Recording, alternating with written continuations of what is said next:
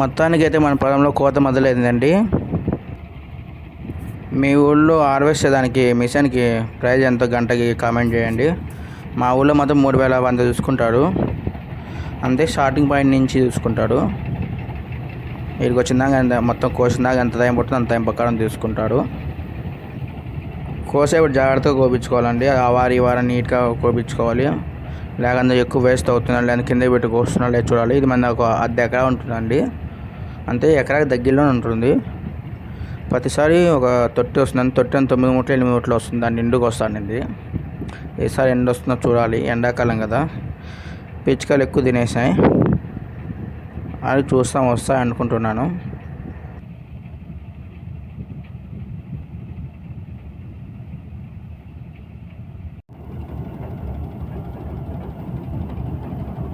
మామూలుగా ఎండాకాలం అయితే పంట బాగానే పండాలా, అంతే రోగాలు తక్కువ ఉంటాయి ఎండాకాలము. వానాకాలం లాస్ట్ టైం మేము పంట పెట్టినప్పుడు ఎక్కువ రోగం వచ్చింది. అదిగాక వానలు ఎక్కువైనాయి, అంతే పొలం మొత్తం పడిపోయింది. అప్పుడు కూలీ ఖర్చులు కానీ, మొత్తం మందులు ఖర్చులు కానీ, తవ్వకాల ఖర్చులు కానీ ఎక్కువైనాయి. సరే తవ్వకాల ఖర్చు లేదండి ఎండాకాలం కాబట్టి, అంతే పంట బాగానే పండుతుందని అనుకుంటున్నాను. ఈ పొలం రకం మాత్రం 6.5 అండి. ఇది 1 ఎకరా దగ్గరలో ఉంటుంది. ఎకరా కొంచెం తక్కువ ఉంటుంది. దిగబడుతుందండి బండి. అయినా నీళ్ళు లేకపోయినా ఎండాకాలం కొంచెం పైప్ కడతా తేమ ఉందని దిగబడుతుంది. మీ ఊళ్ళో గంటకి హార్వెస్ట్ చేసే మిషన్కి ఎంత అవుతుందో కామెంట్ చేయండి.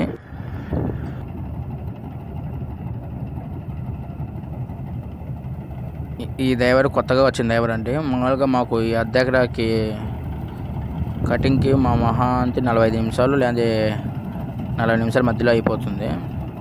ఈ చిన్న పిల్ల డ్రైవర్ కాబట్టి ఎంత ఏం చెప్పి వెళ్తాడు చూడాలి. అంతే చాలా చిన్న వయసు అండి. ఒక 18 అట్లా ఉంటాయి. నా తక్కువ ఉండొచ్చు.